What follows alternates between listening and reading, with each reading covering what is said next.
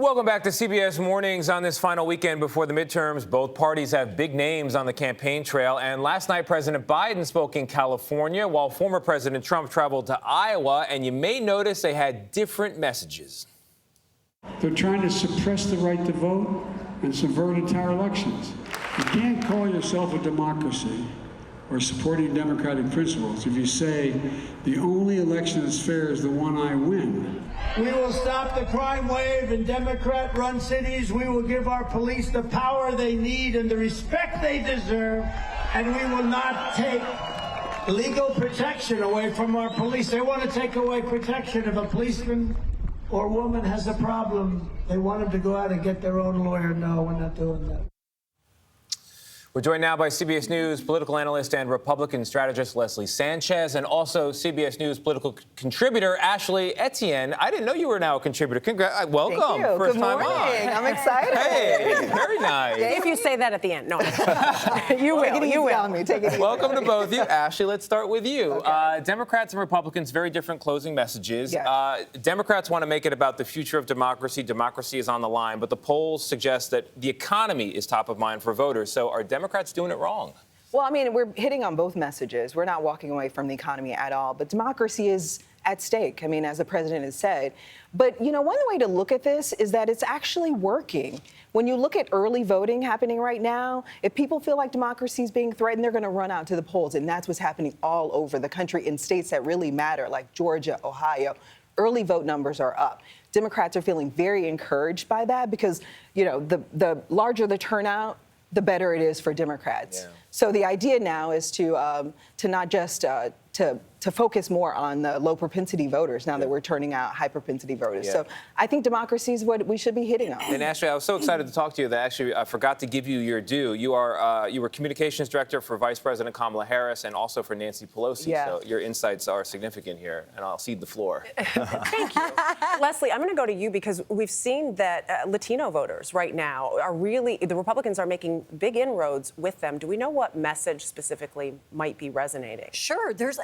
There's a lot of significance about the Latino working class that is realigning, like the white working class in this country, and supporting more of a populist conservative message that they saw under Donald Trump. So you see these kind of new candidates who've emerged who are very supportive of outer suburb working class families on very conservative values, and they're resonating, particularly in South Texas. You're seeing a diversity of candidates as well that are running. So Republicans are optimistic about this, but it's not just going to be in Texas, states like Texas. You'll start to see it in Nevada, Arizona, Colorado, states, and some of those battlegrounds where it's not, 1,000 votes, it's several hundred votes, and Latinos can make the difference. And speaking of optimism, we saw the shift this summer from the Democrats having some momentum and now the Republicans. What are the Democrats seeing on the ground that is cause for some optimism? Well, I'll just say, first, let me caution over investing in polling, right? Polls don't vote, people actually vote. Okay. There was never a poll in 2016 that ever predicted Donald Trump was going to be the president.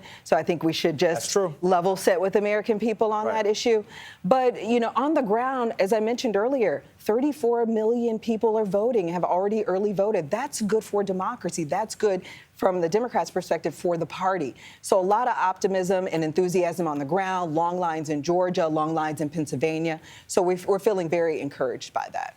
As results start rolling in on Tuesday night, what races will each of you be watching as a barometer of where the overall night may go? Leslie, go ahead first. Sure. I was talking previously about Texas. Texas has 3 Latinos running in the Rio Grande Valley, our home state. We're very proud of that. And they're really tough in the sense that they've taken on their own political party. They've raised a tremendous amount of money outside the state.